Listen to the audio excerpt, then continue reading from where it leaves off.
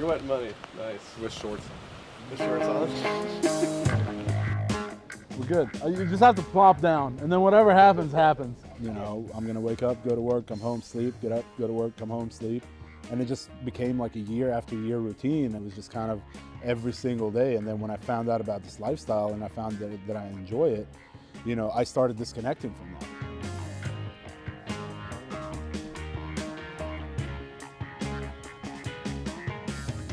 You know, we took a step back and we were like, okay, do we want to be like somebody else or do we want to create a brand of our own? So my name is Gaby Saliba. I'm part of Mountain State Overland. We are basically an adventure film group.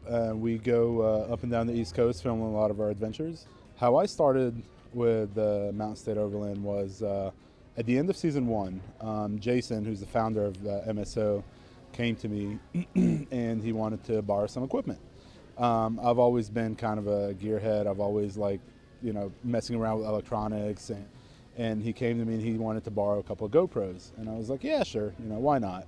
You know, I didn't know exactly what he was doing, but he was just like, he just wanted to borrow them. So that happened. He came back from that trip, and then by the time he got back, I had bought a drone. It was when drones were first coming out. So he comes to me and he's like, hey, so I see you got a drone. Can we take it out on the trip? I was like, yeah, no. But I will be more than happy to go with you and fly the drone. And then after that, I started actually using Jason's camera to shoot a lot of the stuff. And then I found out that I really enjoy doing that. And I enjoy being behind the camera. I don't, you know, this is pretty odd because I don't really like being in front of the camera. So I like being, you know, behind the scenes and, you know, kind of making it come to life for the people that watch it.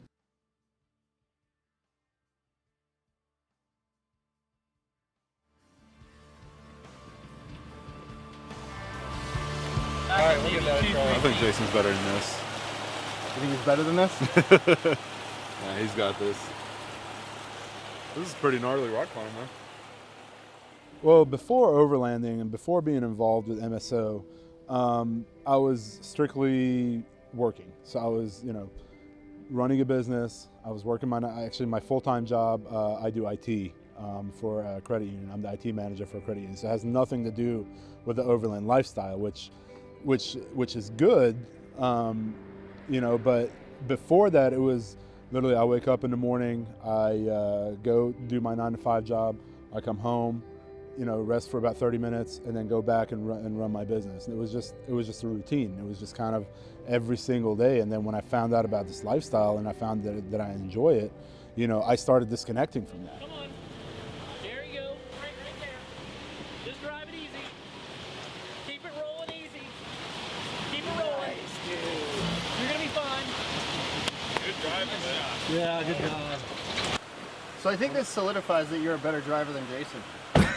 What do you think? Nah, I wouldn't go that far. What is in that special sauce? I can't tell you Why not? because you just have to eat it. My main two things about overlanding is disconnecting, not having to look at emails, not having to look at my phone, not having to look, you know, to see if something's broke or if somebody needs, you know, assistance. It's just, it kind of forces you to disconnect. You know, the other thing is meeting people. There's a certain breed of people that you meet when you're overlanding that kind of, you connect with them immedially, like whether it be at a gas station, whether it be, you know, in the middle of the woods. Like we've been in the middle of the woods where we thought nobody was there, and then we see a couple of guys just walking down clearing the trails, and then we end up striking a conversation with them, and they end up being the nicest people out there. You know, I just get to meet people that I wouldn't get to meet on a regular basis, and I feel like that adds value to my life, and that's kind of why I keep doing it. Mine and Jason's shooting style, I've learned over the years, is different. Jason likes structured. Jason usually comes out and he's like, okay, we have a shot list, and you know, this is what we need to build a storyline.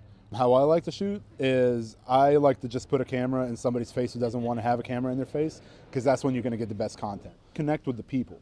You know, don't worry about the equipment. Don't worry about your production value starting out. Connect with the people. Show the people something that they can relate to, where they can say, you know, this guy's doing it, I can do it too. You know, that's my best piece of advice really, is try to connect with the people that want to go out and do you know, what you're doing.